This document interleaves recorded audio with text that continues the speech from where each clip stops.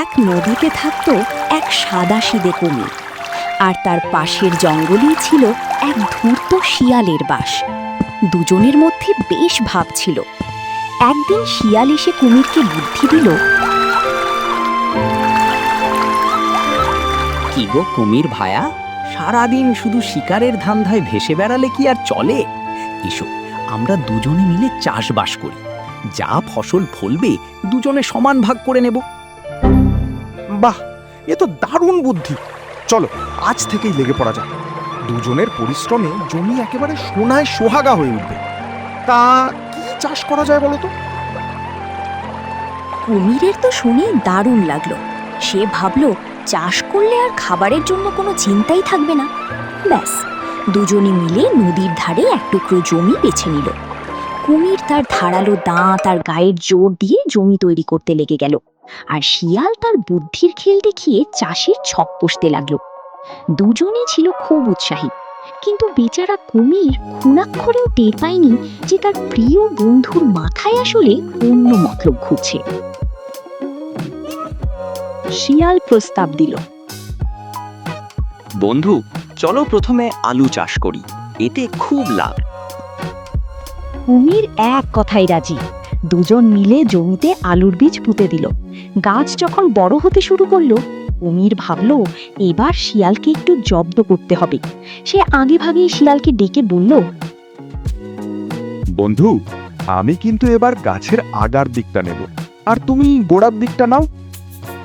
শিয়াল তো মনে মনে হেসেই খুন। সে তো ভালো করেই জানে যে আলু হয় মাটির নিচে। সে বোকার মতো মুখ করে বলল, ঠিক আছে বন্ধু, তুমি যখন বলছো তখন তাই শুনি। ফসল তোলার সময় হলে কুমির মহা খুশিতে সব গাছের আগার দিকের লতাপাতা কেটে তার বাসায় নিয়ে গেল। কিন্তু সেখানে গিয়ে দেখে শুধুই পাতা আর পাতা, একটাও আলো নেই।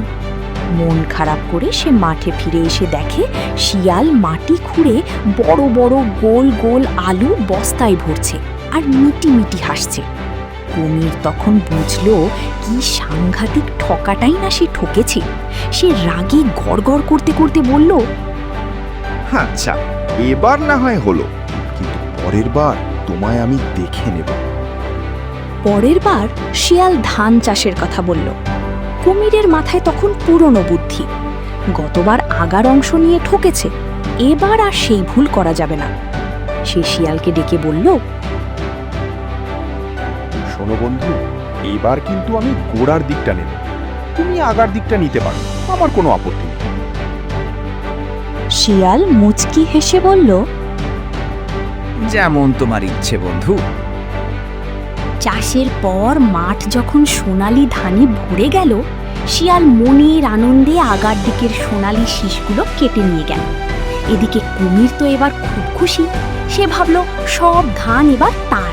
সে মাটি খুঁড়তে শুরু করলো, কিন্তু হায়, সেখানে ধানের বদলে পেল শুধু শিকড় আর নাড়া।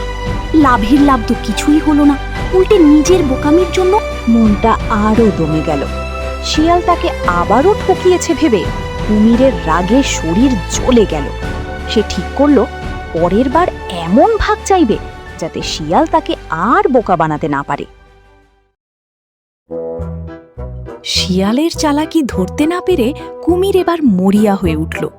সেবার যখন আখের চাষ হলো, কুমির ভাবল এবার সে শিয়ালকে জব্দ করবেই। সে শিয়ালকে ডেকে বলল, দেখো বন্ধু, তুমি আমাকে দুবার ঠকিয়েছো, এবার আর তা হবে না।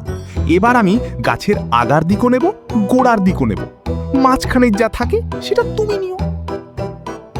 সে কি বন্ধু, তুমি আগা গোড়া দুটোই নিয়ে গেলে, আমার জন্য কি থাকবে? যাকে বন্ধুর জন্য আমি এটুকু ছাড় দিতেই পারি।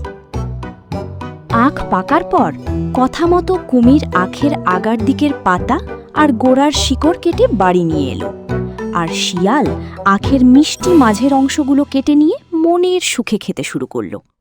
কুমির বাড়ি ফিরে আখের আগা মুখে দিতেই দেখল কি বিশ্রী স্বাদ, আর গোড়ার অংশ তো শক্ত, চিবানোই যায় না।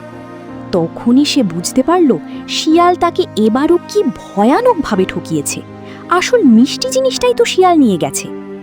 পরপর 3 বার এভাবে বোকা বনে কুমিরের আর বুঝতে বাকি রইল না যে শিয়াল আসলে তার বন্ধুই না, একটা ধূর্ত প্রতারক। তাহলে গল্পটা তোমাদের কেমন লাগলো?